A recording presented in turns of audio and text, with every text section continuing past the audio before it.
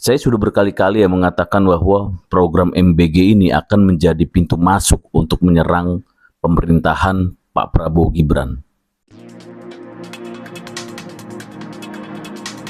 Assalamualaikum warahmatullahi wabarakatuh. Kembali lagi ke Rusen 98 Channel.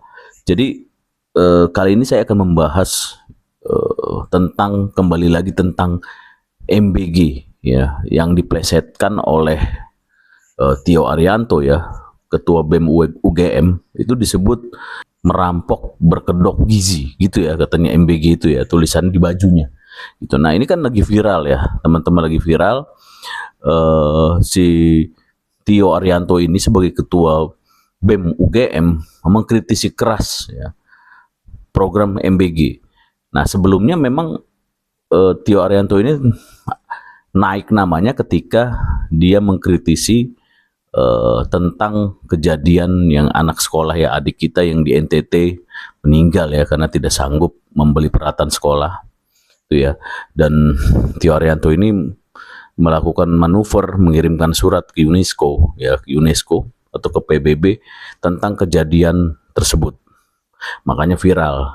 Nah, sekarang banyak cerita mengenai Tio Arianto ini ya, Ketua BEM UGM ini dan kelompoknya dan teman-temannya ya, adik-adik mahasiswa ini mendapatkan teror, mendapatkan ancaman, mendapatkan tekanan, intimidasi dari pihak-pihak lain yang kita tidak tahu siapa. Dan ini kan isunya berkembang terus. Nah, kalau saya melihat dari sisi pergerakan ya, karena saya dulu di pergerakan ya, jadi saya melihat pintu masuk yang paling mudah untuk menjatuhkan rezim saat ini adalah menggunakan program MBG. Dan konten-konten saya di awal sudah saya menyebutkan hal tersebut. Kenapa? Karena di program MBG ini banyak hal yang bisa dianalisis, bisa dikaji, banyak hal penyelewengan dan kekurangan-kekurangan yang sifatnya itu mudah digoreng gitu ya. Nah, saya sudah memperingatkan berkali-kali sebenarnya, tetapi kan sulit nyampe ke A1 ya, sulit sampai ke lingkaran terdekatnya Pak Prabowo ya, sulit. Jadi kita bikin konten juga tidak viral-viral kan, sehingga tidak dilihat gitu di TikTok, di snack video maupun di YouTube di channel ini di awal-awal.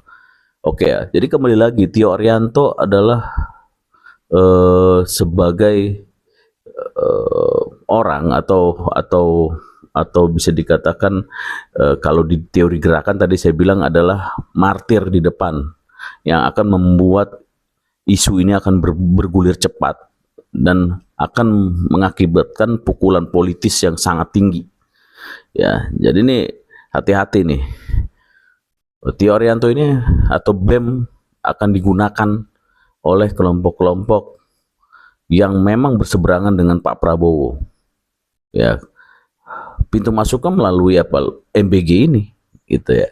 Nah ini akan ke depan kalau memang Pak Prabowo tidak tanggap ya, tapi bukan cara represif ya seperti zaman Soeharto, jangan, tapi bagaimana harusnya Pak Prabowo bersama tim itu segera membenahi hal-hal yang dianggap masyarakat itu tidak benar. Fokus saja itu ya, dengan melakukan itu dengan sendirinya masyarakat akan memahami dan akhirnya merasakan dampaknya, sehingga suara-suara kritis itu akan hilang dengan sendirinya gitu. Tetapi apabila ini tidak segera diminimalisir, penyelewengan, cara pendaftaran hingga cara mekanisme tata kelolanya yang dianggap korup dan lain-lain itu tidak dibereskan ya, ini akan berkembang terus, akan bergulir terus. Oke, saya di sini mau bicara mengenai siapa sih Tio Arianto itu. Kita tidak mengenal dia, sosok siapa di belakangnya, tapi saya melihatnya begini, biar teman-teman semua bisa memiliki kerangka berpikir gitu ketika melihat isu-isu yang terkait dengan isu politik. Ya, jadi di politik itu tidak ada sesuatu yang kebetulan ya. Jangan pernah berpikir di politik itu ada sesuatu yang kebetulan ya. Nah, itu yang pertama. Yang kedua, kalau kita lihat BEM BEM itu ya Badan Eksekutif Mahasiswa ya. Teman-teman harus pahami nih semua bahwa di sebuah kampus itu struktur organisasinya mirip seperti negara. Jadi ketika ada suara muncul dari BEM Badan Eksekutif Mahasiswa, apakah suara itu merupakan suara kampus? Satu suara? Tidak.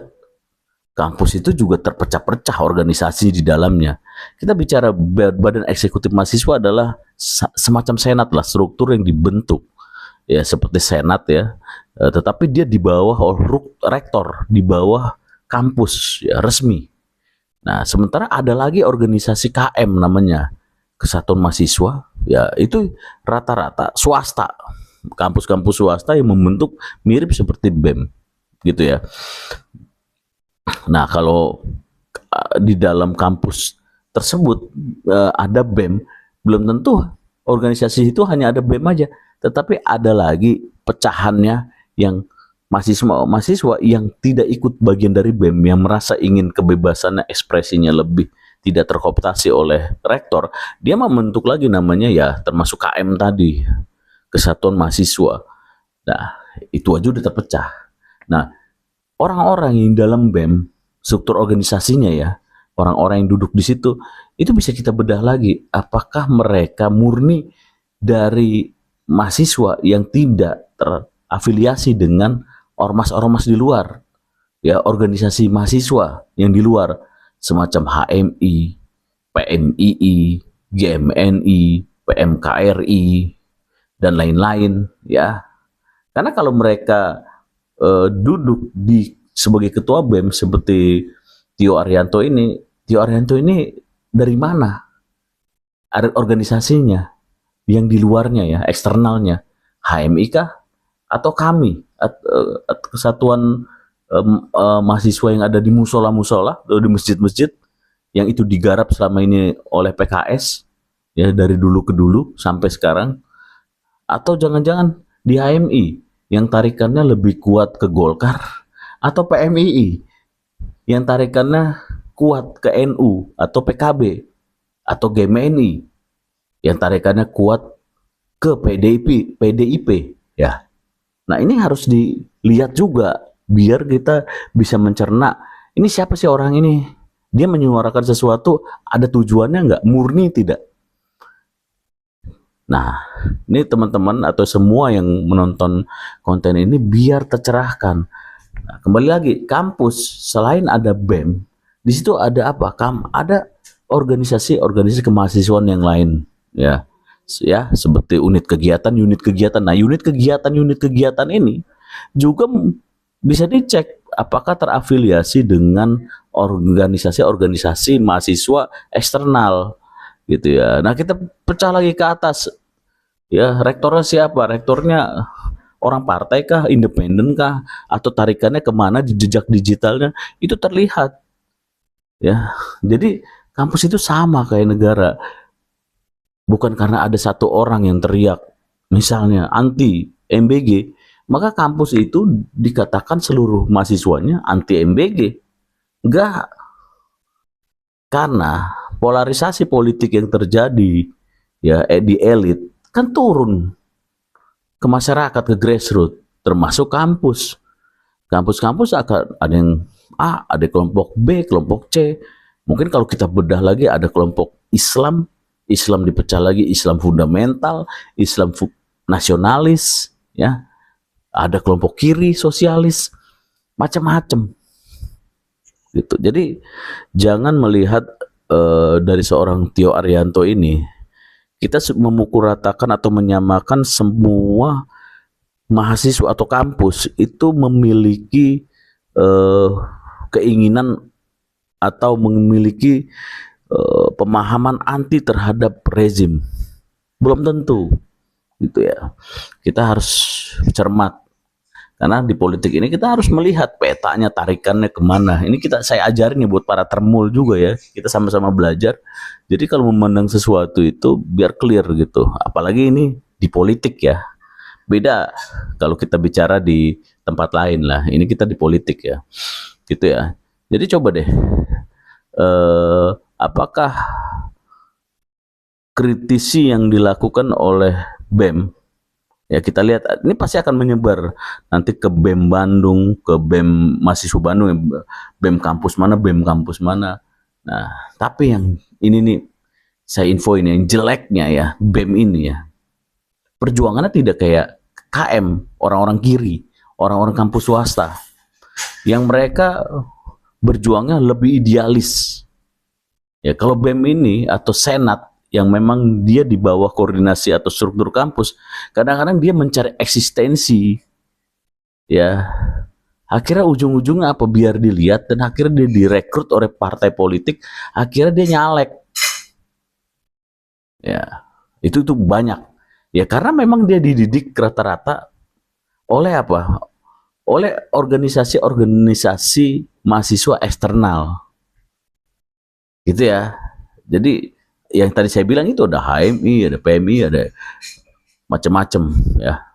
Dan yang perlu teman-teman juga perhatikan, organisasi UK ya, unit kegiatan yang ada di masjid itu selama ini dikuasai oleh kelompok kanan, yaitu kalau tarikannya ke PKS. Nah, coba dicek deh si Tio Arianto ini kemana sebelumnya, dia kedekatannya kemana. Tapi saya bisa meyakini bahwa seidealisnya mahasiswa melakukan teriakan, ujung-ujungnya tarikannya adalah tarikan politik. Walaupun mahasiswa tersebut mereka tidak merasakan dampak mungkin materinya yang didapat, tetapi permainan ini kan permainan wayang, ada dalangnya, dan dalang ini kadang-kadang mahasiswa tidak melihat itu. Dan banyak juga aktivis-aktivis yang tahu sebenarnya mereka didalangi, dan dia memanfaatkan untuk kehidupan dia atau kepentingan dia pribadi. Oke, ini disclaimer dari saya ya. Jadi kalau mau berdebat, ayo berdebat sama saya, karena saya dulu adalah orang gerakan, jadi paham mengenai ini. Oke ya, jadi nanti kita bahas lagi mengenai MBG khususnya kepada Pak Prabowo, supaya Pak Prabowo sadar.